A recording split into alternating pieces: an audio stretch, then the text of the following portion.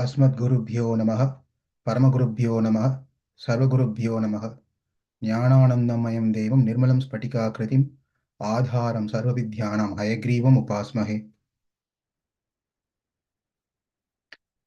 Hare Krishna, we have gathered here to continue our study on the flavors of Vaishnavism course.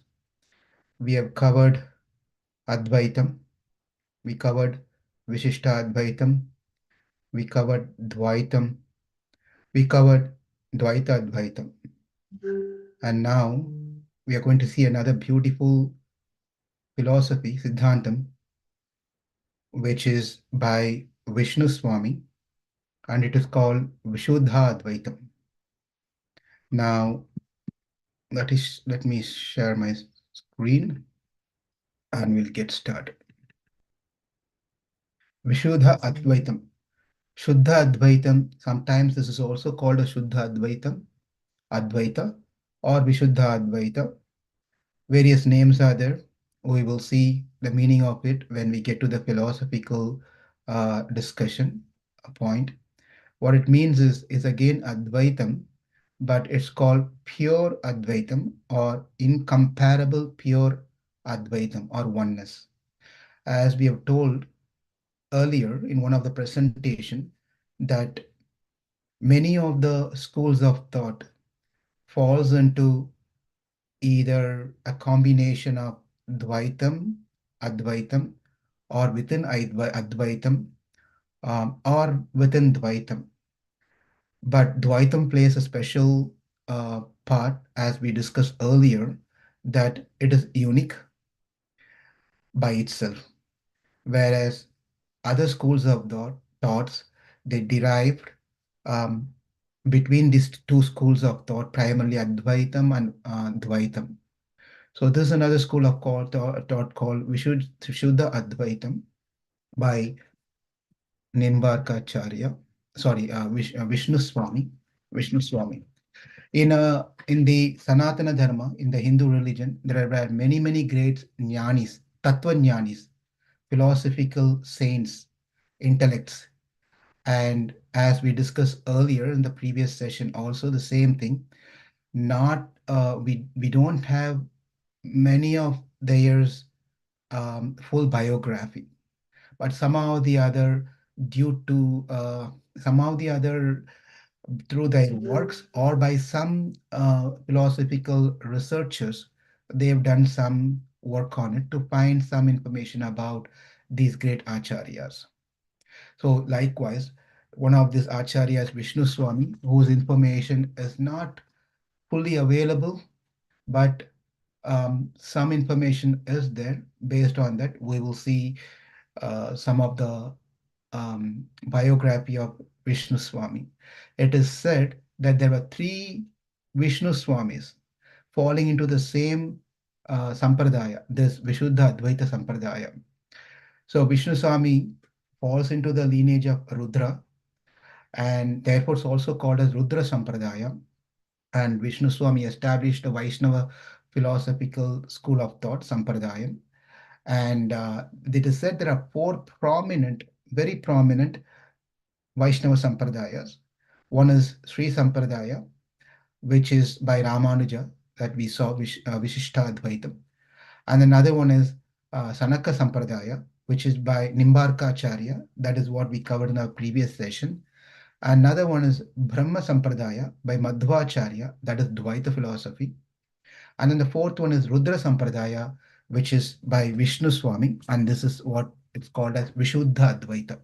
So these four sampradayas are considered to be a prominent one, though Rudra Sampradaya at present is not much existing, but a part of it is changed into a different philosophy that we are going to see also in our course by Vallabhacharya. When we get there, we will see that more in detail. It is said that by the researcher, the Rudra Sampradaya is based on their philosophy mostly on the Srimad Bhagavatam. There are other schools of thought also. They base their philosophical viewpoint as a pramanam as Srimad Bhagavatam. For example, Nimbarkacharya, Madhvacharya also did the same, Vallabhacharya, Chaitanya Mahaprabhu, Shankaradeva. We are going to see Shankaradeva's philosophy. We are going to see Chaitanya Mahaprabhu's philosophy. We'll be seeing Vallabhacharya's philosophy also in this course. Besides Srimad Bhagavatam, they also base their Pramanam as Vishnu Puranam, Harivamsam, and so forth. These three are main thing where it speaks about specifically about Vishnu and his pastimes and his leelas in the way of creation, maintenance, and destruction. Mm. One thing before we get into the details of the philosophical point that we have to understand what we are studying in this course is philosophy. The philosophies are usually dry, and philosophies are sometimes very hard to understand. We may feel that we understood when we focus on one particular philosophy, but then when we try to go back to a previous philosophies, when we try to compare it, there are chances that we may easily get confused. uh, Therefore, philosophies are something that it's not a one-time study. It requires multiple study of each philosophy to make ourselves comfortable and understand how it's different from another philosophy, another school of thought. Just for example, what we are going to see today, I'm just giving an example here. So you may be thinking, it seemed to be no difference from the previous one, and this one is pretty much everything seemed to be same. Only the title is being changed on the first slide. This is called Vishuddha Advaitam. The other one is called Dvaita Advaitam. Another one is called Vishishta Advaitam, and so forth. But pretty much seem to be same thing. Yes, that's why it is said in a Sanatana Dharma, the many things are identical. Many things, there are many commonalities are there between the different Siddhantas. And the minor difference is what makes another school of thought. So we should understand that very important, right? Very important point is that there could be minor differences that makes a philosophy by itself. For example, in the previous case, we said that Nimbarkacharya said the Brahman, and from Brahman the energy comes. Right? Now, here also in the Vishnu Swami Sampradaya, we are going to see the same thing. What Nimbarka said is what exactly what Vishnu Swami is going to say. But why Vishnu Swami is changing the title to Vishuddha Advaitam? Why can't he follow the same Nimbarkacharya? Because here is a slight introduction to the difference of philosophies. That is when Nimbarkacharya said it's energy that comes. According to the school of thought of Nimbarkacharya, Jivatma and Prakriti both are Shakti from the Shaktiman. Both are from the Shaktiman. Jivatma and Prakriti are the Shakti of Brahma. Whereas in Vishuddha Advaitam, the Prakriti is the Shakti of Brahman, whereas the Jivatma's Amsa is a part and parcel, a portion of Brahman. You can see just a thin line of differences. So we have to be very careful in understanding the different schools of thought. That I'm just giving an idea about this. So as we go further, things will be more clear. Let's move on. Um, okay, let me change this to a presentation. Okay. Now, as I said, we are going to see three Vishnu Swami stories. Again, stories are not elaborate because only so much we have about them. It is said the very first Vishnu Swami is also called by name as Adi Vishnu Swami. Adi means he is a start out of three. Who is the first one? This Vishnu Swami is the first one. It's said that he's appeared in the third century, third BC. That is even before Adi Shankaracharya. You can just imagine that this philosophy goes way back, hmm, pretty much close to, the third century. So the third century is when he appeared, and then Adi Shankara appeared in 8th century, as we know. And his father was Deveshwara. This Vishnu Swami's father was Deveshwara. First of all, his name when he was born was not Vishnu Swami, Devadhanu. His name was Devadhanu. His father, Deveshwara, was a Raja Guru for a Pandya Desha, a king of Pandya Desha, whose name was Vijaya. A king name was Vijaya. So in his childhood, Vishnu Swami, as I said, his name was Devadhanu. He learned all the Shastras from his own father. Deveshwara. In those days, it's a custom that the own father will teach the Shastras to the children. Mm. That means that your father was so knowledgeable.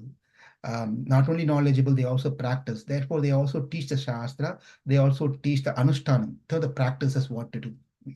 It is only nowadays we have to send our children to the schools. And that to what kind of schools we are sending, we know that one. But nevertheless, in those days, the tradition was so different. The father was so qualified to teach their own children.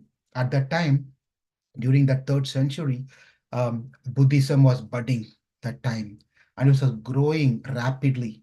And starting from the north side of India, it was slowly, slowly coming down to the center to the bottom, and it was coming to the southern side. Southern side. So Deveshwara, the father of our Acharya, Devadhanu, was very concerned about protecting the Sanatana Dharma. Therefore, he wanted to dedicate his son Devadhanu to protect the Sanatana Dharma. So he advised what kind of father he is. So he instructed his son to become renounced and propagate the Vaishnava philosophy. Therefore, under the instruction of his father, Devadhanu accepted that assignment from his father, and he became a sannyasi. He also accepted the sannyas life, and then he moved to Jagannath Puri. He went to Jagannath Puri. He went there, he built a kutir for him and had to live for there to do his bhajan. He was there. But then the main purpose he went there was the Buddhism over there in Jagannath Puri was they've taken over the temple. On Jagannath temple, they've taken over the temple and they changed the Jagannath, the Murti of Jagannath into a Buddha, style of Buddha. They said it is Buddha, it is not Jagannath. They changed the whole worship. Everything was changed. Therefore, Vishnu Swami, at this point, his name is Vishnu Swami, Vishnu Swami number one. Vishnu Swami went there, he chased them away, defeated them, and chased them away, not to return again into Jagannath Puri. It was by the great causeless mercy of Vishnu Swami, we still have Jagannath Puri Dham. So we have to offer our obeisances and prayers to Vishnu Swami as we are entering into his beautiful pastimes and wonderful philosophy of his school of thought. So we pray so that we can also understand a little bit of his bhakti and understanding of Brahman, Jivatma, and Prakriti. So then what happened is that he had many, many, many, many disciples. It is said that he had 700 disciples. All 700 were sannyasis. All 700 were sannyasis. So that's all the information we have about Vishnu Swami. And this Vishnu Swami has written some literature. Sarvagnya Sutram. Sarvagnya Sutram is again a commentary on Brahma Sutram, a Vedanta Sutram or Brahma Sutram. And he also has written a commentary on Srimad Bhagavatam, Tattva Pradipam. That is Srimad Bhagavatam commentary. So that's written by Vishnu Swami number one. Now, later, what happened was there was a saint by name Rajagopala. Rajagopala. He also comes into the same parampara. But what happened is that after some period of the time, that Vishnu Swami's sampradaya disappeared. There was a break happened, and it was lost. And after some time, hundreds of years after, it was Rajagopala, a great saint, who brought the life of Vishnu Swami Sampradaya back into action. Therefore, what happened is that he also was named as Vishnu Swami. So this is second Vishnu Swami number two. So Vishnu Swami number two is also under the Vishnu Swami number one Sampradaya. But what happened due to over the period of the time, the Sampradaya broke, it lost, but Rajagopala brought it back to life. It is said between this time gap, it was around 8th century, close to 8th century, past 8th century, later stage of 8th century is when Rajagopala, who was now Vishnu Swami number two, appeared, and he brought the Siddhanta back. Between this time frame, between number one, number two of Vishnu Swami, many events happened in India. Hundreds of years passed, right? So many things happened. That is, Adi Shankara appeared. He stopped the Jainism and Buddhism, their growth also. And it is during this time that Alvars Divya Prabandham, Ramanujacharya's prayer to Ramanujacharya's Alvas were there. Their Divya Prabandham was also growing. And there's another Shaiva Matham saints by name called Nayanmars. Nayanmar, they were also propagating and preaching and establishing the supremacy of Lord Shiva, and many things were happening. And it is said that many temples were built during this time also, and many temples that were built were most of them were Narsimha temple. That's an important, interesting point to know. Important. So the second Vaishnu Swami was very dedicated to Vishnu Swami number one. That is the story. That's all the story we have for Vishnu Swami number two. Now moving on to Vishnu Swami number three. In the 13th century, there was another great personality called, his name was also called as Vishnu Swami. And it has been researched and found this Vishnu Swami is also to differentiate from the other Vishnu Swami. The first Vishnu Swami is Adi Vishnu Swami. The second Vishnu Swami is Vishnu Swami. And the third Vishnu Swami, to differentiate from the other Vishnu Swami, is called Andhra Vishnu Swami, because he appeared in the Dravida Desha on the southern side of the India. Of course, others also seem to be appeared on the southern side. But this particular Vishnu Swami appeared on this. His name was called as the Andhra Vishnu Swami to differentiate from others. And he was a son of a small king. Small king means not a big kingdom, a small kingdom. He was a king of a small kingdom, a minor king. So these three Vishnu Swamis information is very limited. As I said, this is information we all get so far, even from the researchers, like great researchers like R.G. Pandarkar, who's done a lot of research on the acharyas. But one important thing to be noted from the Vishnu Swami Sampradaya is there are some great personality who came from this Sampradaya. You must have heard this great saint by name called Bilva Mangal Thakur. Bilva Mangal Thakur. He falls into this in this particular Siddhanta, Vishuddha Advaita Siddhanta, under the Vishnu Swami school of thought. And another very famous personality that we all have heard is by name called Vallabhacharya. Vallabhacharya also said to be falling into the same school of thought, but his philosophy is slightly modified from the Vishuddha Advaita philosophy, and his philosophy is Shuddha Advaitam. So Shuddha Advaitam is Vallabhacharya's philosophy that we are going to see soon. So, but he also falls into the same school of thought, like how Chaitanya Mahaprabhu comes into the Madhva Sampradaya, Madhva's philosophy, Dvaita Sampradaya, Dvaitam Siddhanta, Dvaita Siddhanta, Dvaitvavada, whereas Chaitanya Mahaprabhu coming into the same parampara, same disciplic succession, but then his philosophy is Achintya Veda Abheda Tattva. Likewise, Vallabhacharya, though came into the Vishnu Swami Sampradaya of Vishuddha Advaita philosophy, but his philosophy is specifically called as Shuddha Advaita. So that is number two special personality who appeared into this school of thought. The third one, again, those who know those who are the fan of Srimad Bhagavatam, those who have read Srimad Bhagavatam, those who read Prabhupada's commentaries and Chaitanya Charitamrita, they all know the one personality whom we all depend on Srimad Bhagavatam commentary was appreciated is Sridhara Swami. Sridhara Swami. This Sridhara Swami is also from the Vishnu Swami Sampradaya. That is to be noted. So he has contributed the commentary on Srimad Bhagavatam, Bhavartha Deepika. That's called Bhavartha Deepika on Srimad Bhagavatam. So as I said, the writings are very limited by Vishnu Swami. Only two things have been identified. Sarvagnya Sutram, which is the commentary on Brahma Sutra. And then Tattva Pradipam. Tattva Pradipam is nothing but the commentary on Srimad Bhagavatam. Besides this, the others who appeared in the same disciplic succession have written books to establish this Vishuddha Advaitam, and a couple of important books that to be referred by are called Sarva Darshana Sangraham by Sayana Madhava.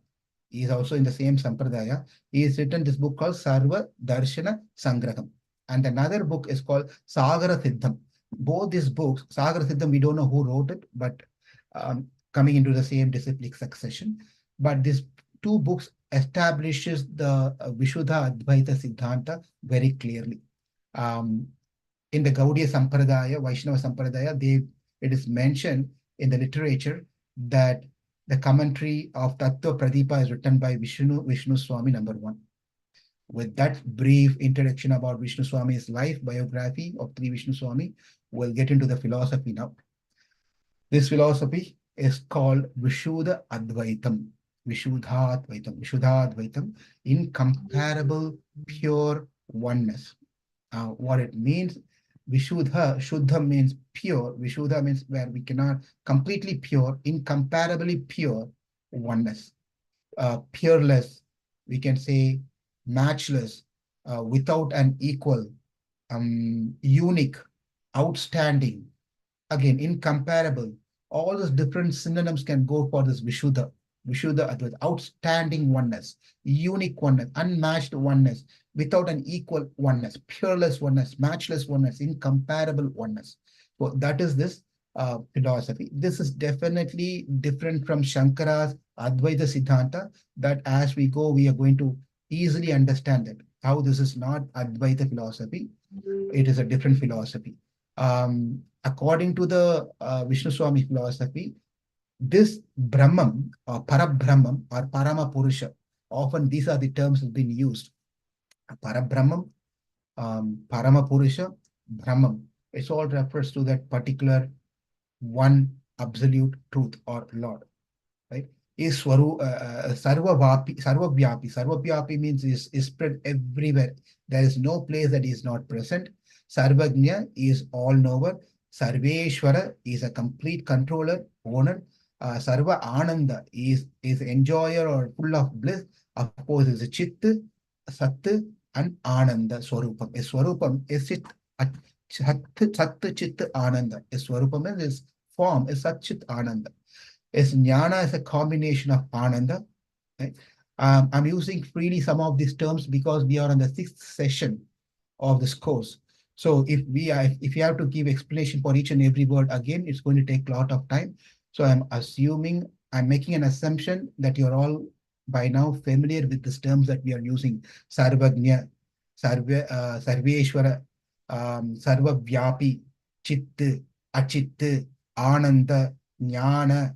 All those terms should be familiar by now, who's attending this course. Now, this Brahman or Parabrahman is as an immeasurable Shakti, exactly like how Nimbarkacharya also said. This Parabrahman has an immeasurable Shakti, and that Shakti name is called Maya. Now, this is where we have to see the slight variations comes into the picture. So the Shakti is called Maya, and this Maya, it has three gunas: Sattva guna, Rajoguna, and Tamoguna. It is with this Shakti called Maya, the world is getting created. Who creates that? That Shakti, who has the Shakti called Shaktiman, which is Parabrahman. Brahman is a creator. He creates with the Shakti, with the three qualities of Sattva, Rajas, and Tamas, this material world. But who creates that Brahman? No one creates it. The Brahman is no one creates. He is the only creator. No one creates him. And he is the only truth, absolute truth, qualified truth, and to be worshipped. Now, um, according to the two literature that I just referred in the previous slide, Sarva Darshana Sangraham and Sagara Siddham, uh, according to those books, what it said is that Parabrahman, which which has a Swarupam, it has a form, and its form is astonishing form, and that form is eternal form, imperishable, and mind-blowing, very beautiful. There is not a second form just like that, and there is no other form which has such a immeasurable Shakti. No one is greater than that one, and no one is equal to that particular form. And that merciful form of the Lord is Lord Narasimha form. This is according to the Vishnu Swami school of thought. Who's that absolute truth? What is his form? How does he look like? And that form is Narasimha, Lord Narasimha. So we have to understand that um, they all agree to the Vishnu Tattva. Starting from this course, we have been seeing that this is all the flavors of Vaishnavism. In the flavors of Vaishnavism, every school of thought may vary on the form of the Lord, though they all agree it is all Vishnu. They are not going outside of Vishnu. They all say Vishnu is the supreme Lord. And that Vishnu form could be, for one, it could be Narayana, for someone it could be Narasimha, for someone it could be Ramachandra, for someone it could be Krishna, likewise. So that's how that's we shouldn't be bewildered about hearing these things, not at all. So for those who deny that such form cannot exist, sometimes people may say, how can Lord have a form? That too, you're telling a form which is having a combination of a lion face and the human body. How can that Swarupa, how can that be a form could be like that? Therefore, Vishnu Swami in his book, he says that when the Vedas are saying Sagastra Sirisha Purushaga Sagastraksha Sagastra Part, the Bhumin Vishwato Vitva Atyatishta Tasangulam. That means the Lord has 1,000 heads, 1,000 tongues, 1,000 mouths, 1,000 eyes, 1,000 feet, 1,000 hands. So many thousands of the things that Lord can have. Why can't Lord have half man and half lion form? Why can't he have so? And then we also gives another example that when Krishna appeared to Devaki, he did not appear like any other ordinary child, crying, without any dress. The babies come naked. But then when the Lord appeared from Devaki, Shankh Chakra Kadha Padma, he came with the four of his wonderful four-handed form. When these things could happen, Vishnu Swami questions back, why can't Lord be in this beautiful form of Lord Narasimhadev? So Ishta Devata is Lord Narasimhadev. So as I said earlier, Ramanujacharya for Ishta Devata, the Parama Purusha is Sriman Narayan. Right? For Vallabhacharya, for Chaitanya Mahaprabhu, it is Krishna. Right? Over here for Vishnu Swami, it is Narayan. Sorry, it is Narasimhadev. So another important point to be noted here is that Parama Purusha, which is Brahman, does not have certain things. What it does not have? The Parama Purusha does not have difficulties in his life. It does not have sadness. It does not have distress. It doesn't go any changes. Please note this particular point because this is going to be a philosophical discussion in our latest slides. The Lord does not go through changes. Avikaraya Shuddhaya, as we heard from Vishnu Sahasranamam, right? Limitation. There is no limitation for the love. Kala, Desha, Vastu. We also, these words should be familiar to us because we studied in the previous school of thought also. The Lord is not limited by Kala, the time, place, and objects. And he doesn't go through any changes. He doesn't have distress, sadness, difficulties, old age, karma. None of those things are affected by any of these things can be affected to the Lord. Now, one important point we should know about this philosophy is when Vishnu Swami was there, this school of thought was also identified as Advaya Jnanam. They call this as Advaya Jnanam or Advaita Siddhanta. At that time, this was, please understand that Adi Vishnu Swami appeared way before Adi Shankaracharya in the 3rd century, right? So at that time, this philosophy was not called as Vishuddha Advaitam. It was called as Advaita Siddhanta that time. Okay. But then, as I was saying, this over the period of the time, the Siddhanta was totally gone. And Adi Shankara came, he established Advaita Siddhanta according to his interpretation of the Vedas and Upanishads. Right? Then what happened? The later part of post Adi Shankaracharya, they wanted to differentiate Adi Shankaracharya's philosophies with Vishnu Swami's philosophy. By then, Adi Shankaracharya's Advaita philosophy becomes so popular everywhere. So changing Advaita Siddhanta, the name of Advaitam for Shankara is not going to happen, right? Therefore, what happened is this, the Advaita Siddhanta, the name initially was in the 3rd century by Vishnu Swami. Then later they changed it to Vishuddha Advaitam because to differentiate from Adi Shankara's Advaitam and Vishnu Swami's Advaitam. Therefore, this is called as Vishuddha Advaitam. Whereas they call, even others also call Adi Shankara's Advaitam Kevala Advaitam. Mayavadis. Kevala Advaita Mayavadis. The Mayavadam. So these are the different names given to Adi Shankara's school of thought. Now, what is this Vishuddha Advaita? Vastuno Amso Jivaha, Vastuna Shaktir Mayacha, Vastuna Karyam Jagacha, Tat Sarvam Vateva Na Tata Pratagite. This is the a sloka that defines what is Vishuddha Advaitam. That is, according to Vishnu Swami, is Siddhanta, Vishnu Swami, Vishishta Advaita Siddhanta says that the Jivatmas are part and parcel of the Lord. Amsa. It's part and parcel of the Lord. Okay. What about this energy, this Prakriti? Because there's only three things, always the three things.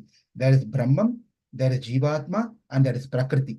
Right? Everything revolves under these three things only. Right? So this is where the school of thought and differences, how they are, in what combination they are, is what makes the schools of thought, different schools of thought. Now, again, Brahman is one. That Brahman, a portion, a amsa of Brahman is called Jivatma, and that Brahman Shakti is called Maya, and that is nothing but the Prakriti. The effect of the Maya comes as a material world. This energy changes into the material world. Please understand, Nimbarkacharya says that energy is Jiva, the Lord's energy is Jivatma, the Lord's energy is Prakriti. Whereas here, Vishnu Swami says the Lord Amsa, the Jivatmas are all Lord's Amsa. Expansion, in other words, it's an expansion, Lord's expansion.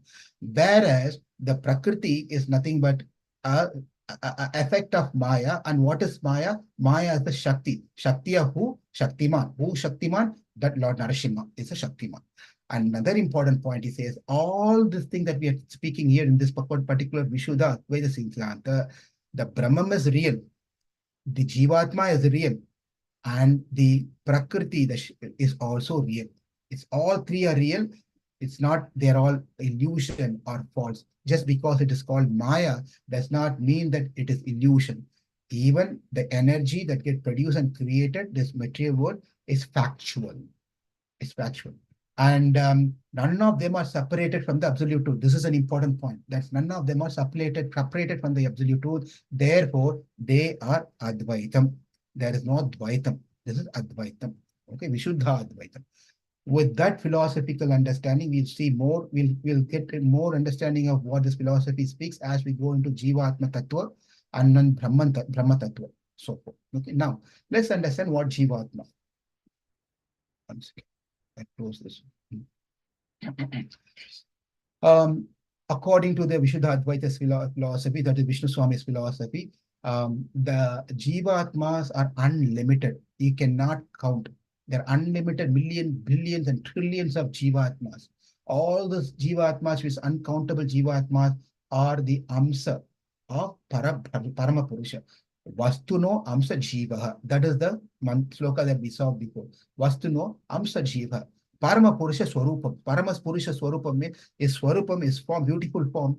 How the Parama Purusha, the absolute truth form, is Sat, Chit, and Ananda. Likewise, the Jivatma as form is also Sat, Chit, and Ananda. And what is the difference then?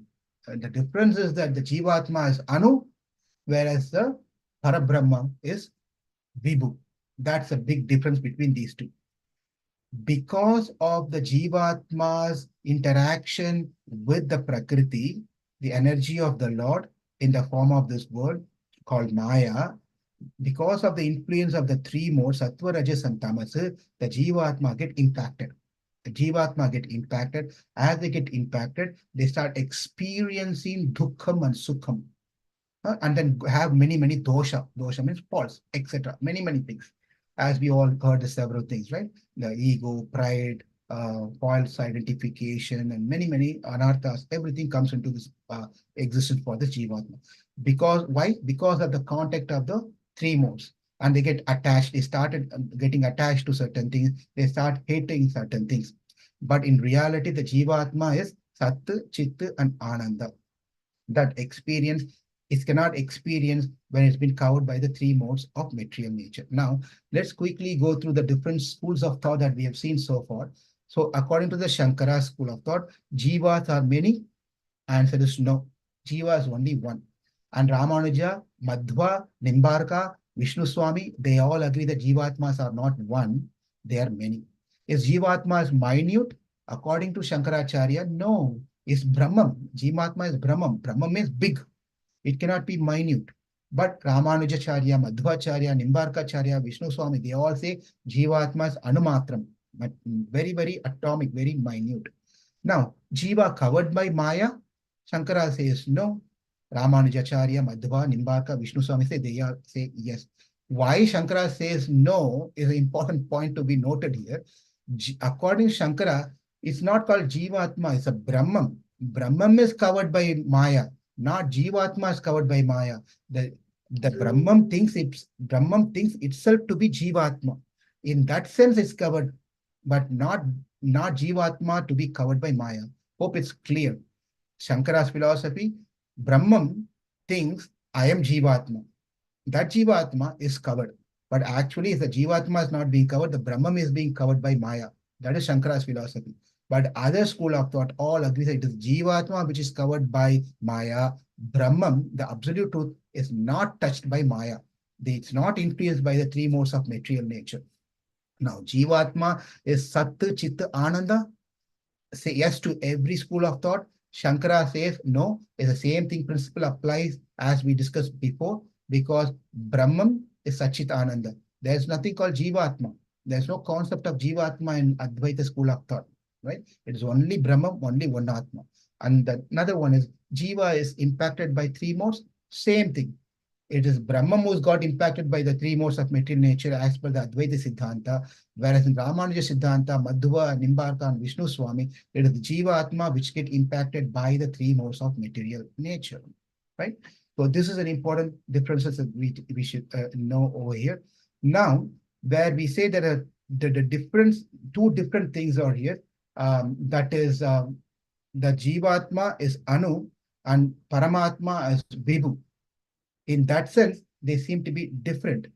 But it's like an example has been given over here is the fire spark. The fire spark, the picture has been put here. The fire spark comes out of the fire. The fire spark is same qualities of fire. It can also burn, but the effect of fire spark burning is lesser, small impact compared to the fire itself, the big fire itself. Similarly, the Jivatmas are like fire spark, whereas Brahman is the fire as whole. So these are the examples given by Acharya. We have to very carefully understand these examples. This is how they establish their philosophy. Jivatma is an amsa of the Paramatma, not Paramatma, Brahman. We have to say Brahman. Brahman is the amsa of a Brahma, like a fire and fire sparks. The fire spark comes out of the fire. It has the same quality, but is small in size. It has the same quality, but less in quantity, right? So likewise, Jivatma differs from Brahman. Like how the sun rays also have the qualities of the sun, but comparatively it is less, whereas sun is bigger. The sun can burn big things, but the rays can't do that. Maybe it can burn a paper. That too, you have to keep the glass. What is it? The glass, the focal glass. What is it? Forgetting the name of it. The glass, and then you can get the rays on it, and then the paper get burned. Right. Similarly, the Jivatmas are like sun rays, whereas the Brahman is like sun. Therefore, Jivatma are very small portion of Brahman. We cannot consider Jivatma as a separate for that reason or different from Brahman. It is part and parcel of Brahman. It is not separate, it is part and parcel of Brahman. Okay. Vishnu Swami, to prove his Siddhanta, to prove his philosophy, he is quoted from Brahma Sutra. He is, for example, or some of the quotations have been put over here. It says, Amso Nana Vyapa Deshat. It says that since the living entities have been described by the Vedas sometimes as Brahman, sometimes as ignorant, sometimes as spirit, sometimes as servant, sometimes as fragmental parts, it is to be concluded that they are part and parcel of Supreme Brahman. This is the interpretation. This is the commentary given by Vishnu Swami on this particular Brahma Sutra. And then the next one, Mantya Varnat. This is another sutra from from a Vedanta Sutra. It says the Shruti mantras describes all the living entities as being fragmental parts of Supreme Soul. So he's giving justification of how the Siddhanta is right. Api smaryate, smaryate. It says Smriti and Smriti Shastra confirm that the living entities are part and parcel of the Supreme Lord. So he goes on quotation after quotation after quotation, trying to say that the Jivatma is part and parcel of the Lord. It is not a separate entity in that sense. Now, one may ask the question about what about the incarnation of the Lord? What about them? How do we understand them? Therefore, he quotes another sutra, Vedanta Sutra. He says, Prakasha Dvivatu Naivam Paraha. Although the individual living entities are parts and parcels of the Supreme Lord, is plenary portions. That is, his plenary portions like Matsya, Kurma, Varaga, all the different avatars are not identical to the Jivatmas. Jivatmas are separate Hamsa, whereas the Lord himself, when he incarnate, that is plenary portion, that is different. One cannot compare these two things, like how we cannot compare the spark of the fire and the fire itself. Likewise, the Lord, the Brahman, his avatar cannot be compared to the living entities. Another example he gives is like how the honey is also liquid. Wine, the alcohol, wine is also liquid. Honey is also liquid. Wine is also liquid, but there's a gulf of differences between the wine and honey. Okay. Likewise, the Jivatma is also part and parcel of the Lord, and the plenary expansions are also the Lord Himself. But it's like honey and wine; they are not one and the same.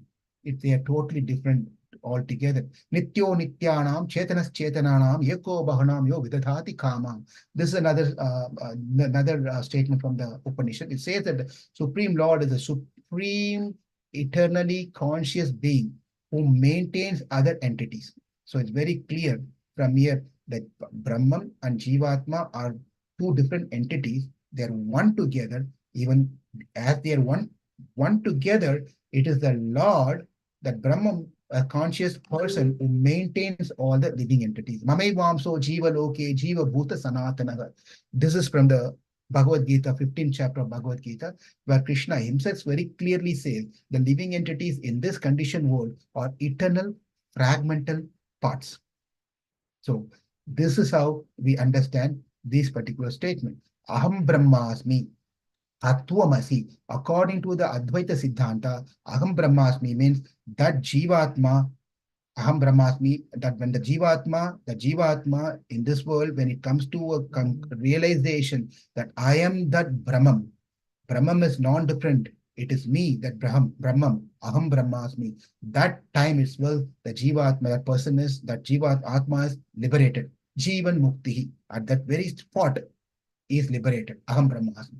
Tattvamasi, I am that. Tattvamasi means I am that. I am that means what?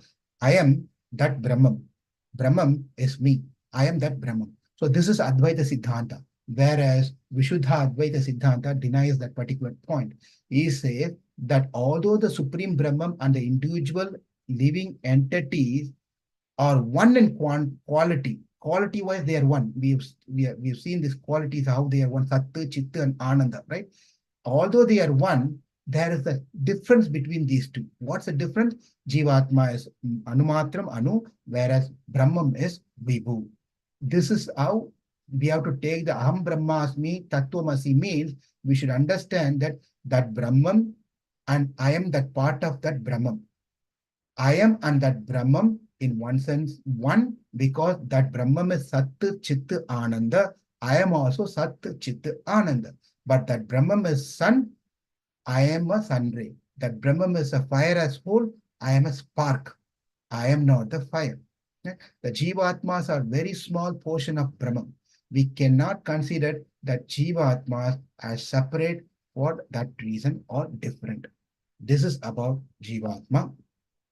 Now we will learn about the Prakriti because we have seen Jivatma, we'll see Prakriti, and then we are going to see Brahman, and then talk about Moksha, and then some comparison between schools of thought.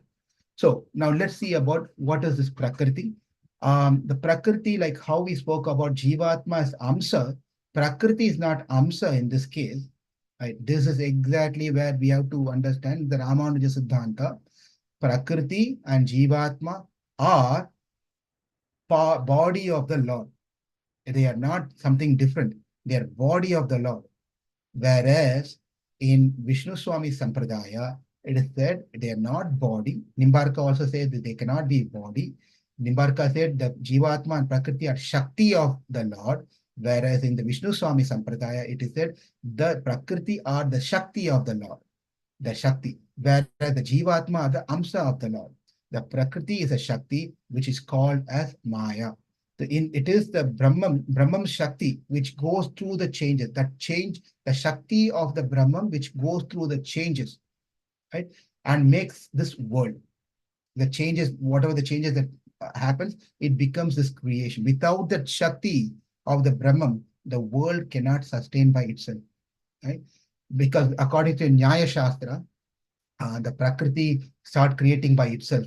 That is not accepted in any schools of thought that we have seen so far. Nyaya Shastra said just by the Prakriti creates this world. But according to the Vedanta school of thought, what we are studying now is all Vedanta school of thought, by the way. All this Acharya accepted the Vedanta, right? Um, the Vedanta is Brahma Sutra by Veda Vyasa, and this Brahma Sutra is nothing but the collections of collections. It's a sutra, aphorism, to establish the truth of Brahman from the Upanishads. So that is Brahma Sutra, written by Veda Vyasa, and that is what has been followed and accepted by all different acharyas. When Nyaya Shastra says Prakriti creates, right? Prakriti cannot create. Prakriti cannot create. Someone who is intelligent have to make the Prakriti into action to create, right? That's simple as that. So the main principle of the Siddhanta is that the Brahman exhibits the Jivatma from him, and then he sustains those Jivatma with its Shakti and make the Jivatma get into activities because of his Shakti, and the same applies to the world. You know, the Jivatma is exhibited from the Lord, and then with the Shakti, the world has been created, and with this, then the Jivatma is put into the action into this world, and everything goes on. This is how it works. And this is the Vishuddha Advaita philosophy as per the Vishnu Swami. So the Vishnu Swami, what he says, the material world is an effect of the original cause of all causes. The material world is an effect. If you remember in the Nimbarka Sampradaya, we also saw about the cause and effect. My only humble request is, if anyone is serious on this course and want to learn a lot, one time hearing of this is not going to be very beneficial. Whenever you have time, you may have to go back and again hear the previous one to really understand what the Acharya says. It requires multiple times. It's not that easy sometimes. As I said, it may confuse. So in the Nimbarka Sampradaya, we saw that cause and effect. Likewise, over here, Vishnu Swami says that the material world is an effect of the original cause. Same thing what Nimbarka Acharya said, right? The effect is coming from the cause. Likewise, Vishnu Swami says the material world is an effect of the original cause of all causes, which is called Brahman. The material world, which manifests from the energy of the Lord, right? It's from the energy of the Lord. It's factual and it's not illusion. So the Shakti is within him. The Shakti, why we have to repeat this is, in the Advaita philosophy, there's a difference that I'll present that in the last slide here, but to quickly tell, the Shakti is present within the Lord. It's not something outside that the Lord borrowed a Shakti from somewhere else. If I want to move a furniture from my house, which is too heavy, then if I'm not able to move it, then I have to take a Shakti from some other person who can move it. I may call two or three friends of mine, my neighbors, can you please come and help me to move this furniture? That means I'm borrowing their Shakti to move my furniture, right? But what about the Lord? Where does he get the Shakti from? Is he borrowing from somewhere? No, no. The Shakti is within himself. He doesn't need to go outside to borrow the Shakti. It is because of its Shakti, everything has been maintained and held and carried and moving on. Therefore, he is, like Nimbarkacharya said, Vishnu Swami also says that the Lord is Upadhana Karanam and Nimitta Karanam. I hope you remember, it's just 1 week past when we saw this terms, Upadhana Karanam and Nimitta Karanam. Upadhana Karanam means material cause. Nimitta Karanam is the actual person, the intellect person who instrumental cause. That's the right word. Instrumental cause. Like we saw the example of the pot. Pot, to make the pot, clay is needed. Clay is Upadhana Karanam, and then the pot maker is Nimitta Karanam. right? So these two things are Brahman itself. They don't go outside to buy. If I have to start cooking some nice idli, sambar, whatever thing, then I have to go out to purchase those ingredients and come back and then start making things, right? But where does the Lord get the ingredients from? Where does the things comes from? That's a big question that becomes questionable. And the objections are going to be raised also in this particular school of thought.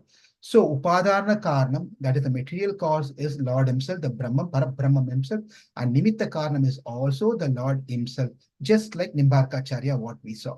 For this, he says this example, Nimbarkacharya is giving an example, couple of examples he gives to make us understand this thing. One example is that he says there's waves when there's a heavy wind on the ocean, in the samudra, you can see the everything, the waves are coming, forcefully the waves are coming because of the wind blowing heavily, therefore the waves are coming. Because of that, neither the depth or breadth of the ocean is going to change. Just because the wind is heavily blowing, that does not mean the ocean depth and the breadth is going to change. Likewise, even though the Lord is Upadhana Karanam and Nimitta Karanam is easy to understand. He is the instrumental cause. He is a pot maker, right? I'm simply saying pot maker.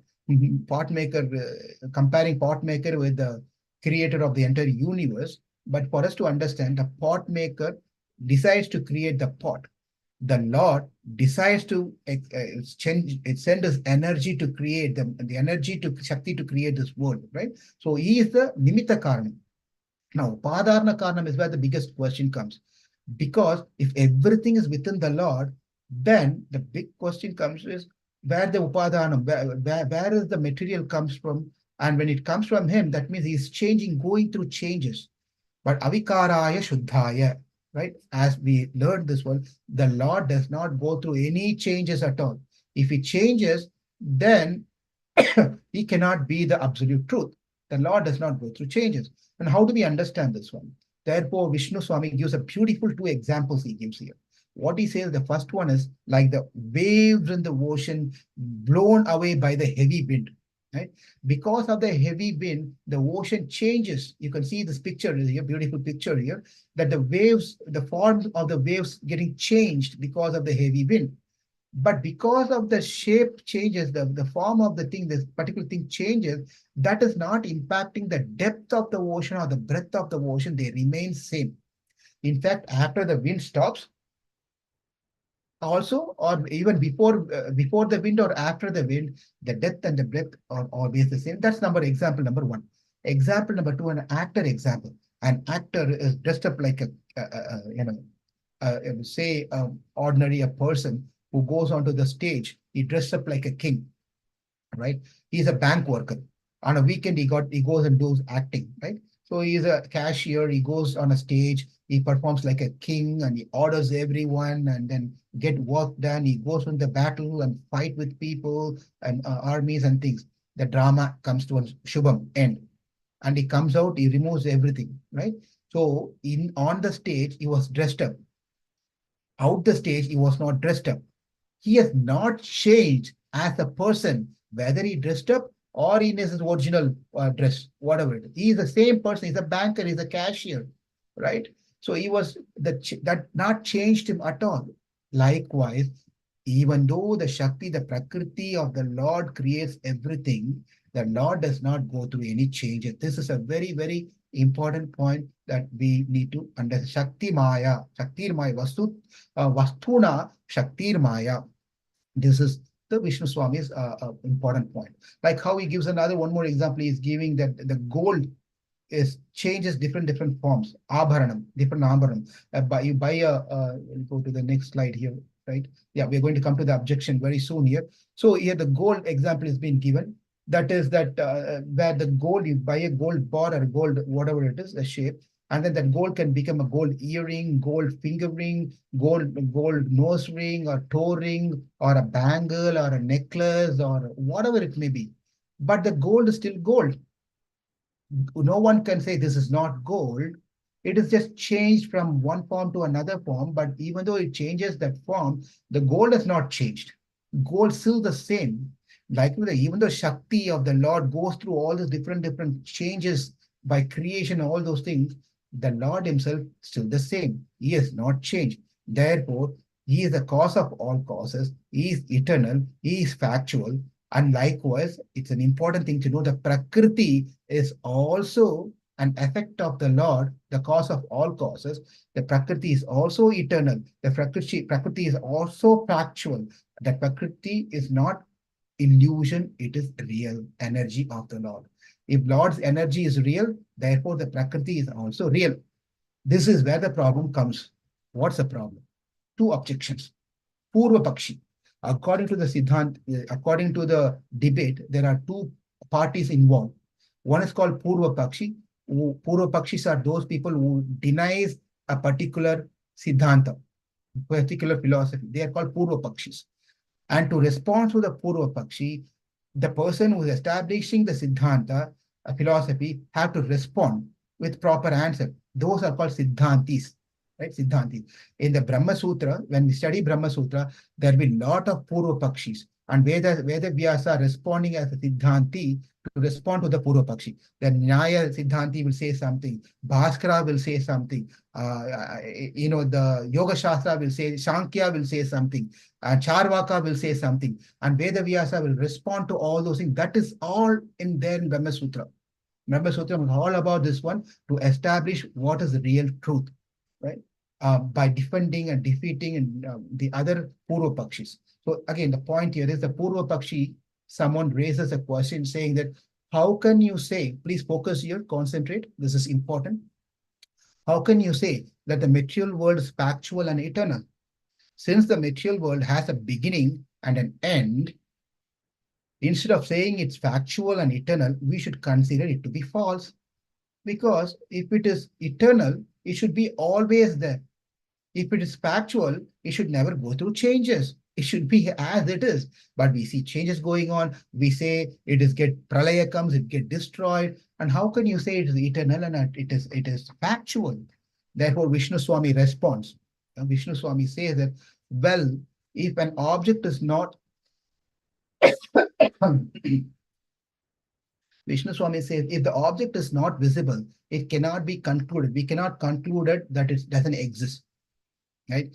How many of us have gone to a place, whatever the place you can think of, somewhere in Yugoslavia or in Russia, some small town or something.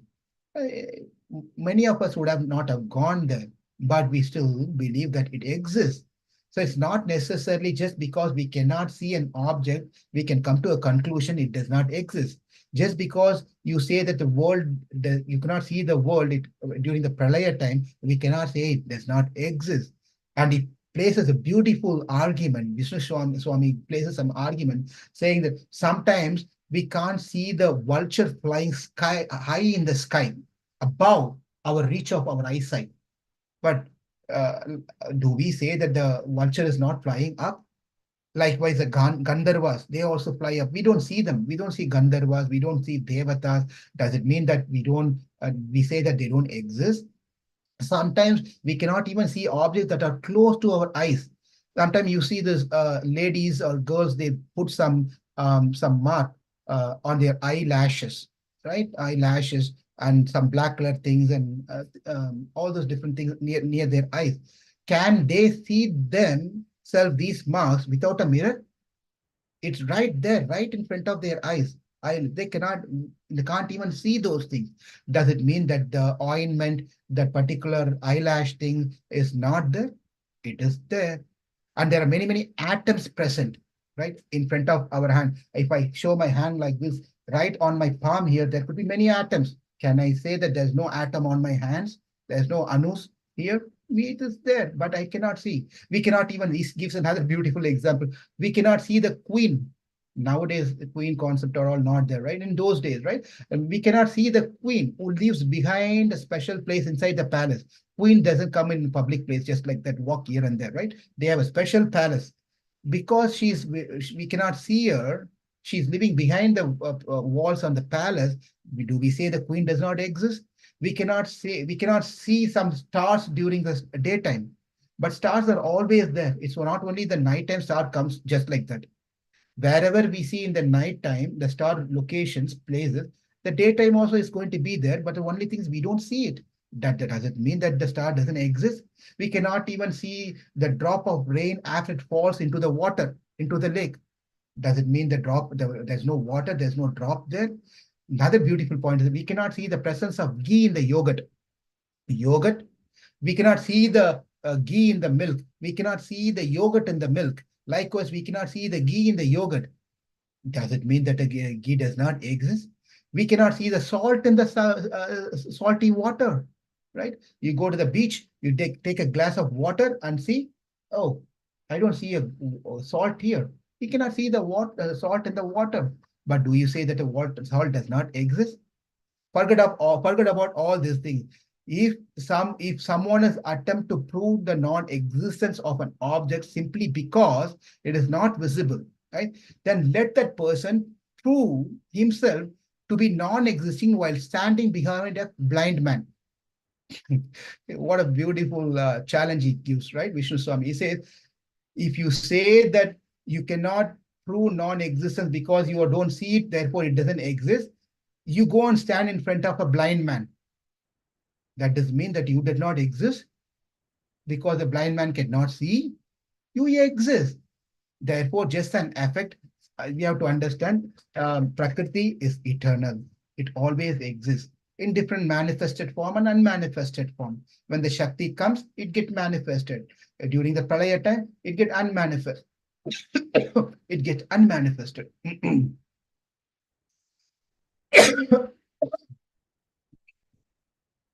When the supremely independent Lord, who is energetic, the Supreme Lord employs his energy. He employs his energy, and that becomes this material world into visibility, into visible, right?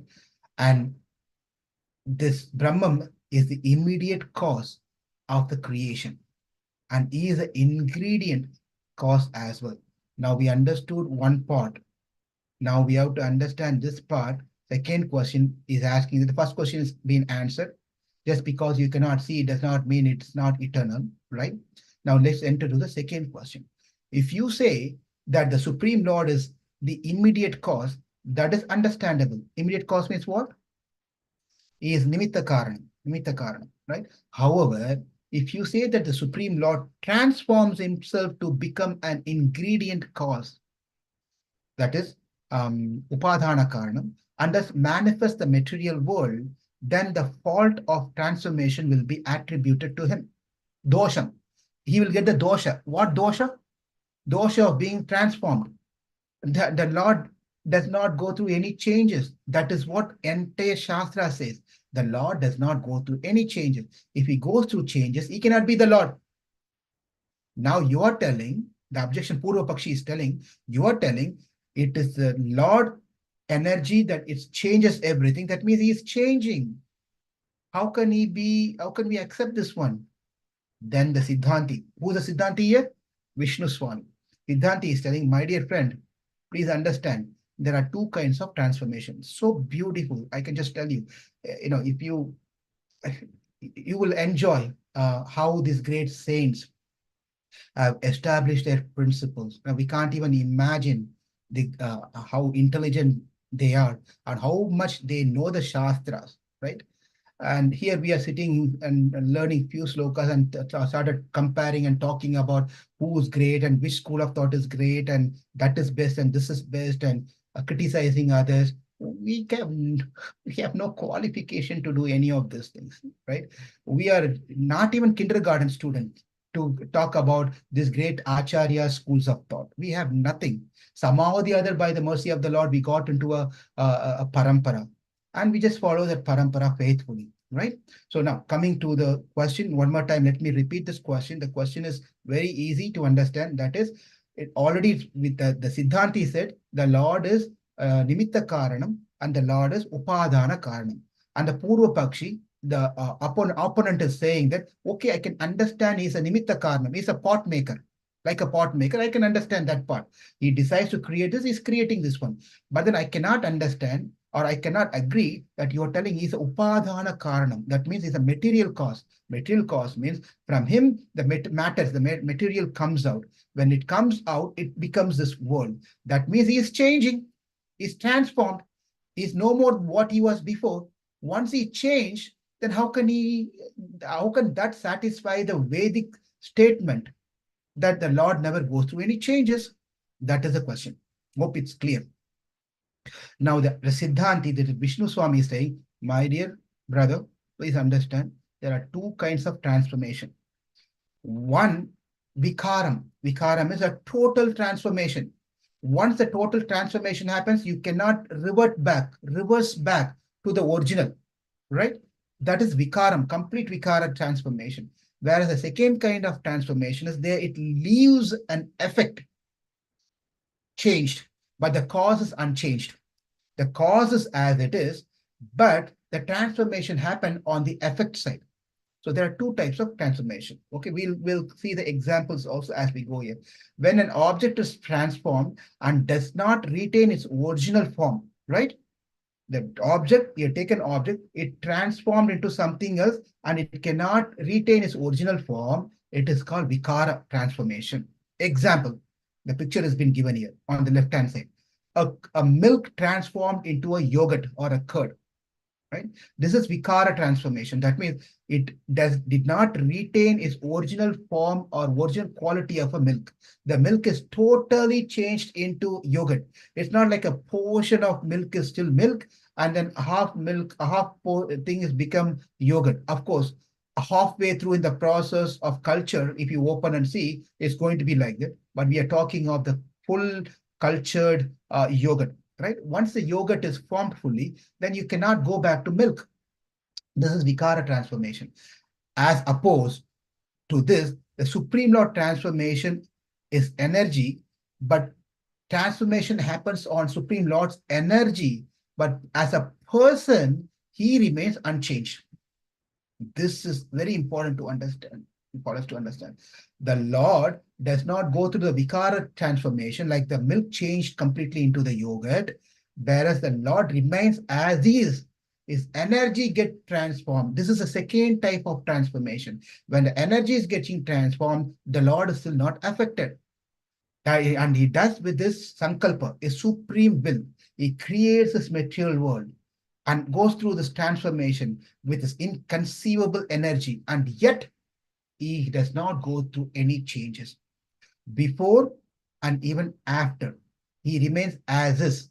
Whereas what's getting transformed is this energy called Maya. That gets changed. But the Lord himself remains as eternal, full of knowledge and full of bliss. Although the gold, here's another example he gives, although the gold is transformed into various ornaments like bangles, necklace, earrings, and different transformation it happens. The same example we gave earlier, right? Also, it goes through saying many changes, but the gold as original gold remains as is.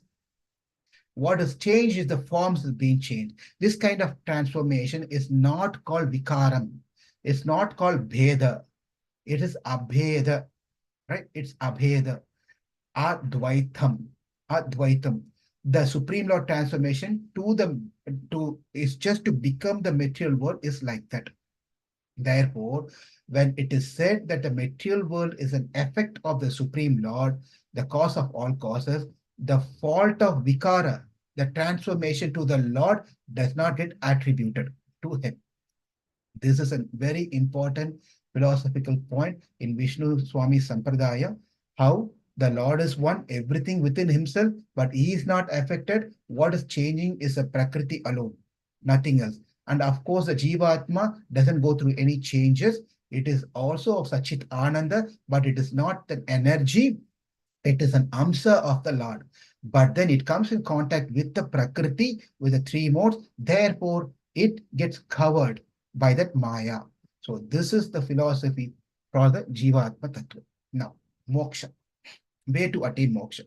Like in the different schools of thought, we saw there is a karma marga, jnana marga, upasana marga is nothing but bhakti marga, sharanagati, acharya, abhimana. In the Vishnu Swami Sampradaya, there is only one way to attain the Lord. That is bhakti marga, upasana. That is bhakti marga is the only way that Jivatma must perform the bhakti towards the Parabrahman, and by the anugraha, by the mercy of the Brahman, the Jivatma get another sharira, another transcendental body, right? And then attain the Supreme Lord. Attain the Supreme Lord means it's all within the Lord, right? Within the Lord, and they attain moksha and they be in full bliss for eternity. And this is called Mukti Dasha. Mukti Dasha. And again, even after the this is an important point. Even after attaining the mukti, they remain to be anu. They remain to be a small portion, small anu, as in the small portion of the Brahman. The Brahman cannot be measured. Brahman, how big is the Brahman? No one knows how big is the Brahman, right? We cannot put a figure to it, put a measurement to it. It is a small portion in that Brahman. It's an Anu.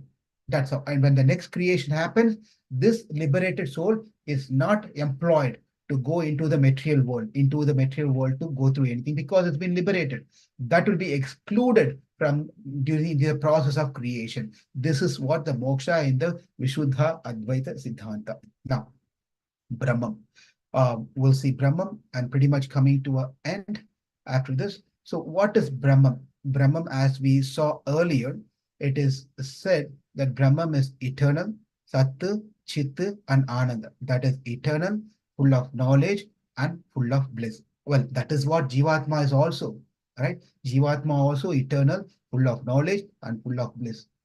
But then that is the difference between the Jivatma and Paramatma or Brahman over here is Brahma is always eternal, full of knowledge and full of bliss. And it realizes that. Whereas Jivatma does not realize that it is Satya, Chitta, and Ananda. It doesn't realize that unless and until it attains a mukti. Right? Those Jivatmas, the living entities who are conditioned by the karma, one conditioned by the attachment and detachment and raga, and that is raga and dvesha, they become a conditioned soul and they experience the miseries of this world, miseries of the world. Now, the living entities that are degraded, the degradation from the position, original state of pure knowledge, pure oneness of the Supreme Lord, and not understanding the relationship with that Lord, wrongly identifying itself and identifying itself designated with a material energy, they get covered by the ignorance and they go through the miseries and they accumulate karma after karma and get into the cycle of repeated birth and death. The Supreme Lord is the master of this energy called Maya. And the conditioned living entities are controlled by the energy of the Lord called Maya. This is an important point because the Maya, Devi Ishe Gunamaya, Mama Maya Dhuratyaye. Krishna says in the Bhagavad Gita that if you want to escape from Maya, the only way that Maya is my energy. Krishna says this, that Maya is my energy, my servant, right? Exactly, Vishnu Swami says the same thing. The Supreme Lord energy is a master of Maya. And that Maya, what does she do? She controls this conditioned living entities, keeps the conditioned and living entities under her control. If we want to escape from this, then simply we should not be surrendering to Maya. We should be surrendering to the Shaktiman who have the Shakti to take the Shakti, this Maya, away from us. Right? So therefore, the Lord is self-manifested and full of transcendental bliss. And this Jivatma is part and parcel of this Supreme Lord. Now, he also says that this, I'm going to read this particular sloka, that he says that Ishwarasya Upadhi Vashyat Bhavena Nitya Muktatma Sagunam Eva Guner Abhibhutam Sarvagnyam Sarvasaktim Sarveshwaram Sarveshwaram Sarve Indriyatam Sarvavyapyam Sarvakama Phalapradhatam Samasta Kalyana Guna Nilayam Sachidanandam Bhagavantam Sutayah Pratipadayanti. This is all from those wonderful books in the Vishnu Swami Sampradaya. where it is said that the Supreme Lord is eternally liberated. He never becomes materially designated. He possesses all transcendental qualities in full. He is omniscient. He is omnipotent. He is the controller of everything, the master of everyone, the supremely worshipable object, the giver of the phalam, the fruits of all activities, and the only source of all auspiciousness. He is eternal, full of knowledge, and full of bliss. This is the opinion of Sri Vishnu Swami about Brahman. Now, with that said, this is the last slide. What is that? How is this different from Shankara's Advaitam? It is called Vishuddha Advaitam. Vishnu Swami says Vishuddha Advaitam, and Shankara says Advaitam. So again, remember the initial sloka of Vishnu Swami, where it says Vastuno Amso Jivaha, Vastuno Shakti Mayacha, Vastuna Karyam Jagacha, Tat Sarvam Vasteva Na Tata Pratakite. That he says very clearly how Vishnu Swami's philosophy is different from Shankara's philosophy. How is Vishuddha Advaitam is different from Advaitam? Number one, because in Vishuddha Advaita Siddhanta, the Jivatma in his moksha dasa, they remain to be different from Brahman. Number one. Okay. In Shankara's philosophy, at the moksha stage, the Jivatma becomes Brahman. That's a big difference, very big difference. Number two, the Shakti called Maya is completely under the control of Brahman. This is Vishuddha Advaitam. The Shakti, the energy called Maya, is completely under the control of Brahman. Whereas, according to the Shankara's teaching, that Maya is separate from Brahman. And that Maya is what covers the Brahman itself. Whereas in Vishuddha Advaitam, that Maya does not cover the Brahman, that covers the Jivatma, because Jivatmas are many, not one. It covers the Brahman in Dvaitam, in Shankara's philosophy, because Jivatmas are not many, it is one. A big difference there. Vishnu Swami says the Maya covers Jivatmas because Jivatmas are many, whereas Shankara says the Maya covers Brahman because there's only one Atma. It has to cover someone. Therefore, only one is available is Brahman. Therefore, it covers Brahman. This Maya Shakti of Brahman, and it is within the Brahman in the Vishuddha Advaitam. Okay, the Shakti, Maya Shakti of Brahman is within the Brahman itself. Whereas the Maya is not within the Brahman according to the Shankara school of thought. It's something different, something different. This could create a lot of questions about the philosophy itself, but we are not getting into that topic now about how that is. That's a different topic altogether. Let's focus here on some basic differences here. So again, the Maya Shakti, as per the Vishnu Swami, it is within the Brahman, whereas according to the Shankara's philosophy, the Maya Shakti, Maya is separate from Brahman. That's the second difference. The third difference is, according to Vishnu Swami, the world is Satyam. Satyam means real. It is definitely real. Whereas according to the Shankara's philosophy, Jagan Mithya, that is, the world is unreal, Asatyam. Asatyam. Therefore, in the Vishnu Swami Siddhanta, this is called Advaitam, not the Advaitam of Shankara's, but Suddha Advaitam, not just Suddha Advaitam, it is Vishuddha Advaitam. This is called Vishnu Swami Sampradaya Vishuddha Advaita philosophy. So what we have covered so far is, we have seen Vishnu Swami biography. There is not one Vishnu Swami, there are three Vishnu Swami. The very first one appeared in the 3rd century, and another one appeared in the 8th century, another one appeared in the 13th century. They all fall into the same Sampradaya. The great souls appeared in the Sampradaya, Bilva Mangal Thakur and Sridhar Swami, and also Vallabhacharya. These are notable personalities. And they've written not many books. They have also written only few things. Their commentaries on Brahma Sutra and commentary on Srimad Bhagavatam. We saw about Jivatma. Jivatmas are many. It's not one. And this Jivatma are part and parcel of the Lord. They are Amsa of the Lord, and they are Anumatram. They are not Vibhu. Brahman is Vibhu, they are Anu. Even after attaining moksha, they remain separate within as part and parcel of the Lord, but they remain to be Anu. That is Jivatma. The material world is not Amsa, it is an energy of the Lord, the Brahman. That energy is called as Maya. That Maya is what creates this world. When the world has been created, then the Amsa, that is, these living entities, get imported, transferred into this world, and they go through the activities by the will of the Lord.